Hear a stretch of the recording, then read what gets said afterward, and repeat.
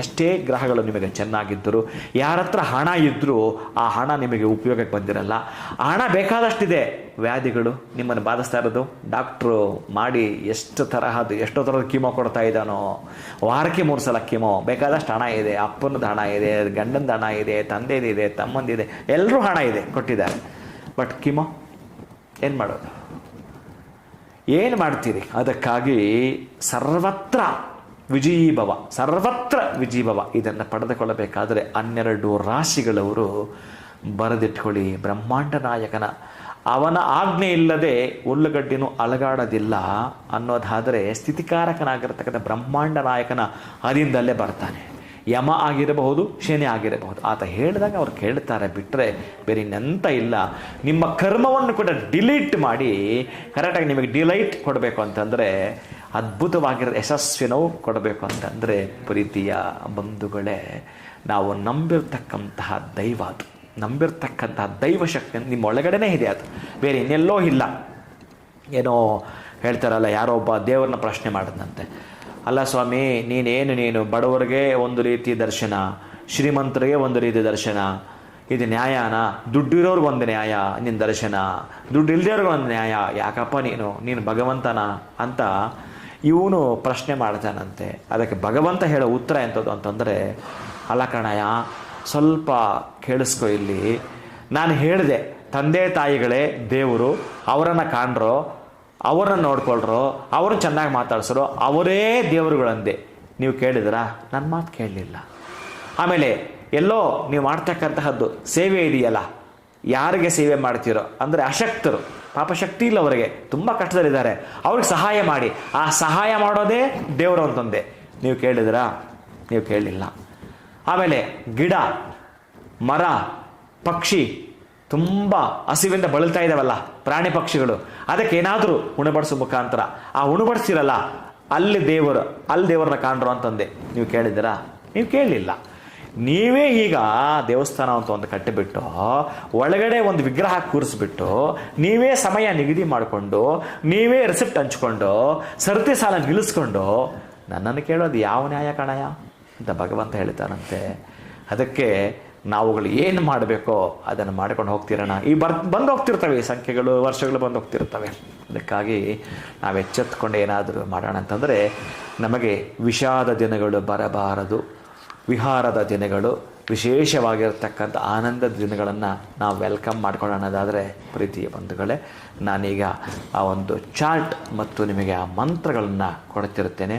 ಅದನ್ನು ಮಾಡಿಕೊಳ್ತಾ ಮುಂದುವರಿರಿ. ಆ ಚಾರ್ಟ್ ನಾನು ನಿಮಗೆ ಬರೆದು ತೋರಿಸ್ತೇನೆ ಪ್ರೀತಿಯ ಬಂಧುಗಳೇ.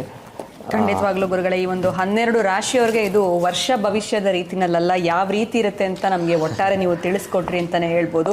ಎಲ್ಲೋ 12 ರಾಶಿಗಳು ಹೇಳ್ತಾರೆ ಅಂದಾಗ ಎಲ್ರಿಗೂ ಶಾಕ್ ಆಗಿರುತ್ತೆ. ವರ್ಷ ಭವಿಷ್ಯ ಅಂತೂ ಖಂಡಿತ ಗುರುಗಳು ಜನವರಿ ತಿಂಗಳಲ್ಲಿ ಹೇಳಲ್ಲ ಏನು ಹೇಳ್ತಾರೆ ಅಂತ. ಬಟ್ ಉತ್ತಮವಾಗಿರುವಂಥ ವಿಚಾರಗಳನ್ನ ನಮಗೆ ತಿಳಿಸ್ಕೊಟ್ರಿ. ದೇಶದಲ್ಲಿ ಏನಾಗುತ್ತೆ, ಇನ್ನು 26 ಅಂತಂದರೆ ಸಂಖ್ಯೆ 8 ಅನ್ನೋಂಥದ್ದು ಬರುತ್ತೆ, ಶನಿಯ ಸಂಖ್ಯೆ, ಇನ್ಫಿನಿಟಿ ಸಂಖ್ಯೆ ಅನ್ನೋಂಥದ್ದು, ಗೋಲ್ಡ್ ಮೇಲಾಗಿರ್ಬೋದು, ಲ್ಯಾಂಡ್ ಮೇಲೆ ನಾವು ಇನ್ವೆಸ್ಟ್ ಮಾಡುವಂಥದ್ದು ಬಹಳ ಸೂಕ್ತ.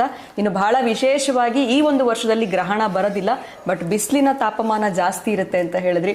ಸೊ ಅದೊಂದು ನಾವು ಟಾಲರೇಟ್ ಮಾಡ್ಕೊಳ್ಬೇಕಾಗತ್ತೆ ಹೋಗ್ತಾ ಹೋಗ್ತಾ ಅಂತಾನೆ ಹೇಳ್ಬೋದು ಗುರುಗಳೇ. ಸಾಕಷ್ಟು ಉತ್ತಮವಾಗಿರುವಂಥ ವಿಚಾರಗಳು, ಬಟ್ ಪರಿಪೂರ್ಣವಾಗಿ ಕಾರ್ಯಕ್ರಮ ನೋಡೋದಲ್ಲಿ ಅವ್ರಿಗೆ ಅರ್ಥ ಆಗುತ್ತೆ ಅನ್ನುವಂಥದ್ದು. ಇನ್ನು ನೀವು ಕೊಡುವಂಥ ಚಾಟ್ ಆಗಿರ್ಬೋದು, ಮಂತ್ರವನ್ನು ಅವರು ಏನು ಯಾವ ರೀತಿ ಬಳಕೆ ಮಾಡ್ಕೊಳ್ಳೋದ್ರಿಂದ ಎಲ್ಲೋ ಒಂದು ಕಡೆ ಕೆಡಕಿದೆ ಅನ್ನೋರಿಗೆ ಅದಾಗದನ್ನ ಅವಾಯ್ಡ್ ಮಾಡಬಹುದು ಓವರ್ ಆಲ್ ಅಂತಾನೆ ಹೇಳ್ಬೋದು ಗುರುಗಳೇ. ಎಸ್ ಮಾ, ಕರೆಕ್ಟಾಗಿ ಹೇಳಿದ್ರಿ. ಈಗ ನಾನು ಚಾರ್ಟ್ ತೋರಿಸ್ತೀನಿ ಪ್ರೀತಿಯ ಬಂಧುಗಳೇ. ನಾನು ಬರೆದಿರ್ತಕ್ಕಂತಹದ್ದು ಏನಿದೆಯೋ ನನ್ನ ಅಪೂರ್ವ ಸಿದ್ಧಿಯಿಂದ ನನಗೆ ಆ ಭಗವಂತ ಆ ಮಹಾತ ಏನು ಕೊಟ್ಟಿದ್ದಾಳೋ ಅದನ್ನು ನಿಮಗೆ ದಯಪಾಲಿಸ್ತೇನೆ. ಅತ್ಯಂತ ಅದ್ಭುತವಾಗಿರತಕ್ಕಂತಹದ್ದು ಈ ಸಂಖ್ಯೆಗಳು ಅಂತ ಬಂದಾಗ ಇದು ಒಂದು ಯಂತ್ರ. ಅದ್ಭುತವಾಗಿರತಕ್ಕಂತಹ ನಿಮಗೆ ನಿಮ್ಮ ಕಾರ್ಯಗಳು ಅನುಕೂಲವಾಗ್ತಕ್ಕಂತಹದ್ದು, ಯಾಚನಾ ಸ್ಥಿತಿಯನ್ನು ತಲುಪದೆ ಒಂದು ಬದುಕಿನ ಅದ್ಭುತವಾಗಿರ್ತಕ್ಕ ರಚನೆಯನ್ನು ಮಾಡಿಕೊಡ್ಲಿಕ್ಕಿರ್ತಕ್ಕಂತಹದ್ದು. ಆದ್ದರಿಂದ ಈ ವಿಶೇಷವಾಗಿರ್ತ ಟೆಂಪರವರಿ ಸೊಲ್ಯೂಷನ್ ನಾನು ಯಾವತ್ತೂ ಕೊಡಲ್ಲ. ನಾನು ಯಾವ ಜೀವಂತ ಕಾಲವೂ ಕೂಡ ನಿಮ್ಮ ಜೊತೆಗಿರ್ತೇನೆ, ನೀವು ಭಯ ಪಡಬೇಡಿ. ಆದರೆ ಈ ಸಂಖ್ಯೆಗಳು ನೋಟ್ ಮಾಡಿಕೊಳ್ಳಿ ಪ್ರೀತಿಯ ಬಂಧುಗಳೇ. ನಿಮಗೆ ಕಾಣುತ್ತೆ, ಆದರೂ ನಾನು ಒಂದು ಸಲ ಹೇಳ್ತೇನೆ, ಕಾಣಿಸಲಿಲ್ಲ ಅಂದರೂ ಕೂಡ ನಾನು ನಿಮಗೆ ಹೇಳ್ತೇನೆ. ಎಲ್ಲೂ ಕೂಡ ನೀವು ಆತಂಕ ಮಾಡ್ಕೊಳ್ಳೋದು ಬೇಡ. ಈ ಸಂಖ್ಯೆಗಳು ಈ ಸಂಖ್ಯೆಗಳು ಸ್ಕ್ರೀನ್ ಮೇಲೆ ಹಾಕಕ್ಕೆ ಹೇಳ್ತೀನಿ. ನಮ್ಮ ಮಿಸ್ಟರ್ ವಿನೋದ್ ಕುಮಾರ್ ಭಾಳ ಚೆನ್ನಾಗಿ ಮಾಡ್ತಾನೆ ಪಾಪ. ಆದರೆ ಮಾಲೆ ಹಾಕಿದ್ದಾನೆ ಒಂದೊಂದು ಸಲ ತುಂಬ ಶ್ರದ್ಧಾಭಕ್ತಿ. ಸುಮಾರು 48 ದಿನ ಪ್ರತಿ ವರ್ಷ ಆಗ್ತಾನೆ. ಬಹುಶಃ ಇದು 20ನೇ ವರ್ಷ ಏನು ಆ ಹುಡುಗನದ್ದು. ಬಹಳ ಚೆನ್ನಾಗಿ ಮಾಡ್ತಾನೆ ಆ ಹುಡುಗ. ಬಟ್ ಆ ಬ್ಯುಸಿಲಿ ಇರ್ತಾನೆ. ಚಾರ್ಟ್ ಮೇಲೆ ಬಂದಿಲ್ಲ ಅಂದರೆ ಇದೇ ಚಾರ್ಟ್ ಅಂತ ಅಂದ್ಕೊಳ್ಳಿ ಪ್ರೀತಿಯ ಬಂಧುಗಳೇ. 9 ಮನೆಗಳೇ ಮಾಡ್ಕೊಳ್ಳಿ ಪ್ರೀತಿಯ ಬಂಧುಗಳೇ. 9 ಮನೆಗಳು ಮಾಡಿಕೊಂಡು ನೋಡಿ, ಪ್ಲಸ್ ಆಕಾರದಲ್ಲಿ 8 8 8 8 8 8 ಮೇಲಿಂದ 8 ಕೆಳಗಡೆಯಿಂದ 8 ಇದು ನಿಮ್ಮ ಪ್ಲಸ್ ಆಕಾರದಲ್ಲಿ ಬರ್ತಕ್ಕಂಥ ಇನ್ಫಿನಿಟಿ ನಿಮ್ಮನ್ನು ದೊಡ್ಡ ಮಟ್ಟಗೆ. ಇದನ್ನು ಯಾರು ಬರೆದು ಕರೆಕ್ಟಾಗಿ ಮಾಡ್ತೀರೋ ಬರೆದಿಟ್ಕೊಳ್ಳಿ. ಈ ವರ್ಷದಲ್ಲಿ ನೀವೇನು ಪಡ್ಕೊಳ್ಬೇಕೋ ಪಡ್ಕೊಂಡೇ ತೀರುತ್ತೀರಿ. ಒಂದು ಸಣ್ಣ ಡಾಟ್ ಅಷ್ಟು ಕೂಡ ನಿಮಗಿಲ್ಲಿ ಅನುಮಾನ ಇರೋದಿಲ್ಲ, ಅಷ್ಟು ಅದ್ಭುತವಾಗಿ ಮಾಡಿಕೊಡುತ್ತೆ. ನಂತರ ಹೇಗೆ ರೆಡಿ ಮಾಡ್ಕೊಳ್ಬೇಕು ಗುರುಗಳೇ ಅದನ್ನು ಹೇಳ್ತೇನೆ. ಈ ಲಾಸ್ಟ್ ಬುಧನ ಸಂಖ್ಯೆ ಬರೆದಿದ್ದೇನೆ 5 5. ಈ ಲಾಸ್ಟ್ ಶುಕ್ರನ ಸಂಖ್ಯೆ ಬರೆದಿದ್ದೇನೆ. ಶುಕ್ರನ ಉಚ್ಚ ಸ್ಥಾನದ ಪ್ಲೇಸು, ಶುಕ್ರನ ವಕ್ರಿಯ ಪ್ಲೇಸು, ಬುಧನಿಗೆ ಸಂಬಂಧಪಟ್ಟ ಉಚ್ಚ ಸ್ಥಾನದ ಪ್ಲೇಸು, ಬುಧನಿಗೆ ಸಂಬಂಧಪಟ್ಟ ಸ್ವಕ್ಷೇತ್ರದ್ದು ಇಷ್ಟೂ ಸಂಖ್ಯೆಗಳು ನಿಮಗೊಂದು ಅದ್ಭುತವನ್ನೇ ಮಾಡಿಕೊಟ್ಬಿಡ್ತವೆ. ತುಂಬ ಅದ್ಭುತವನ್ನೇ ಮಾಡಿಕೊಡ್ತವೆ ಪ್ರೀತಿಯ ಬಂಧುಗಳೇ. ಈ ಚಾರ್ಟನ್ನು ವ್ಯವಸ್ಥೆ ಮಾಡಿಕೊಂಡಿದ್ದು ನೀವು 8 ಕಡೆ ಮಾಡಬೇಕು. ಇದನ್ನು ನಾನು ಹೇಳ್ತೇನೆ ಈಗ. ಆ 8 ಕಡೆ ಮಾಡುವಂಥದ್ದು, ಒಂದನೇದು ಭುಜಪತ್ರೆ ಅಥವಾ ಬೂರ್ಜಪತ್ರೆ ಅಂತ ನಿಮಗೆ ಪೂಜಾ ಐಟಮ್ಸ್ ಮಾರ್ತಕ್ಕಂಥ ಗಂಧಗಳು ಸಿಗುತ್ತೆ. ಅಲ್ಲೇ ತಾಮ್ರದ ರೇಖು ಅಂತ ಕೇಳಿದ್ರೆ ಆ ತಾಮ್ರದ ತಗಡು ಅದನ್ನು ಕೂಡ ಕೊಡ್ತಾರೆ. ಬೂರ್ಜಪತ್ರೆ, ತಾಮ್ರದ ತಗಡು ಈ ಎರಡನ್ನು ಕೂಡ ಒಂದು ನಿಮ್ಮ ಅಂಗೈಯಗಲ ಚೌಕಾಕಾರವನ್ನು ಕತ್ತರಿಸಿ ಅದನ್ನು ಕಟ್ ಮಾಡಿಕೊಂಡು ಅದರಲ್ಲಿ ಆ 9 ಬಾಕ್ಸ್ ಬರೆಯೋದು.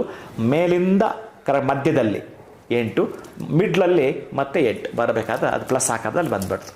ಆ ಕಡೆ ಈ ಕಡೆ ಬುಧನ ಸಂಖ್ಯೆ 5, ಯಾಕಂದರೆ ಈ ಒಂದು ಶನಿಗೆ ಸಂಬಂಧಪಟ್ಟ ಮಿತ್ರರಿಬ್ಬರು ಕೂಡ. ಹಾಗಾಗಿ ಶುಕ್ರನ ಸಂಖ್ಯೆ ಬರೀತಕ್ಕಂಥದ್ದು. ನಿಮ್ಮ ಮನೆಯಲ್ಲಿ ಲಕ್ಷ್ಮಿ ತಾಂಡವ ಆಡಬೇಕು, ಇರೋ ಸಮಸ್ಯೆಗಳಿಂದ ಹೊರಗೆ ಬರಬೇಕು ಅಂತಂದರೆ ಇವರು ಪ್ರಧಾನ. ಈ ಜನವರಿಗೆ ಸಂಬಂಧಪಟ್ಟ ಒಟ್ಟಾರೆ 26 ಎಂಡ್ ಆಗೋ ತನಕ ನಿಮ್ಮನ್ನು ರಕ್ಷಣಾತ್ಮಕ ಕವಚ, ಈ ಬುಲೆಟ್ ಪ್ರೂಫ್ ಜಾಕೆಟ್ ಥರ ನಿಮ್ಮ ರಕ್ಷಣೆ ಮಾಡ್ತಕ್ಕಂತಹದ್ದು, ಮಾನ ಅವಮಾನಗಳಿಂದ ನಿಮ್ಮನ್ನು ಹೊರಗೆ ತರತಕ್ಕಂತಹದ್ದು, ಸನ್ಮಾನದ ಕಡೆ ನಿಮ್ಮನ್ನು ಕೊಂಡೊಯ್ತಕ್ಕಂತಹದ್ದು, ನಷ್ಟಗಳನ್ನು ಲಾಕ್ ಮಾಡಿ ಲಾಭವನ್ನೇ ನಿಮಗೆ ಉತ್ಪತ್ತಿ ಮಾಡತಕ್ಕಂತಹದ್ದು, ಎಲ್ಲಿಯೋ ಇರ್ತಕ್ಕಂಥ ಪ್ರಮಾದಗಳನ್ನು ಎಂದೋ ಬರ್ತಾ ಇರ್ತಾರೆ ಅದನ್ನು ಕೂಡ ಹಾಗೆ ಒಂದು ತಡೆಗೋಡೆಯಾಗಿ ನಿಲ್ಲಿಸುವಂಥ ಶಕ್ತಿ. ನೀವು ಅಂದುಕೊಂಡಿದ್ದ ದಾರಿಯಲ್ಲಿ ಅಭಿವೃದ್ಧಿಯ ಸ್ಪೀಡ್ ಜಾಸ್ತಿ ಇರುತ್ತೆ ಈ ಯಂತ್ರ ರಚನೆ ನೀವುಗಳೇ ಮಾಡಿಕೊಂಡರೆ. ಈ ಯಂತ್ರ ರಚನೆ ಮಾಡೋದು ಒಂದು ಕಡೆ ಬೂರ್ಜಪತ್ರ ಆಯಿತು, ಇನ್ನೊಂದು ಕಡೆ ತಾಮ್ರದ ತಗಡಾಯಿತು. ಈ ಎರಡರ ಮೇಲೆ ಬರೆದು ನಾನು ಹೇಳ್ತಾ ಇದ್ದೇನೆ 8 ಕಡೆ ಬರೀಬೇಕು ಅಂತ.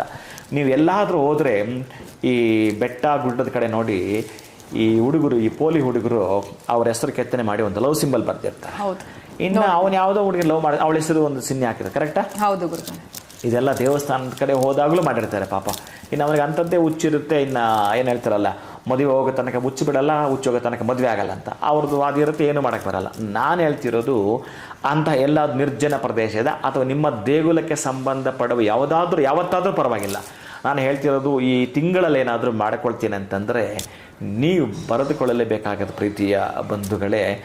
ಆ 9 ಇದೆಯಲ್ಲ, ಪೇಂಟಲ್ಲೇ ಮಾಡಿ ಪರವಾಗಿಲ್ಲ. ಬಂಡೆ ಮೇಲೆ ಬರೀಬೇಕಾದ್ರೆ ಒಂದಷ್ಟು ಚಿಕ್ಕದಾಗಿ ಪೇಂಟ್ ಡಬ್ಬಿ ಆ್ಯಂಡ್ ಒಂದು ಬ್ರಷ್ ತಯಾರು ಮಾಡಿಕೊಂಡು, ವೈಟ್ ಪೇಂಟ್ ಇದೆ ಅದರಲ್ಲಿ ಗೆರೆಗಳು ಎಳೆಯುವಂಥದ್ದು, ಆ ಕಪ್ಪು ಪೇಂಟ್ ಇದೆಯಲ್ಲ ಬ್ಲ್ಯಾಕ್, ಅದನ್ನು ತೆಗೆದುಕೊಂಡು ಚಿಹ್ನೆಗಳನ್ನು ಬರೀತಕ್ಕಂಥದ್ದು, ಸಂಖ್ಯೆಗಳನ್ನು ಬರೆಯುವಂಥದ್ದು.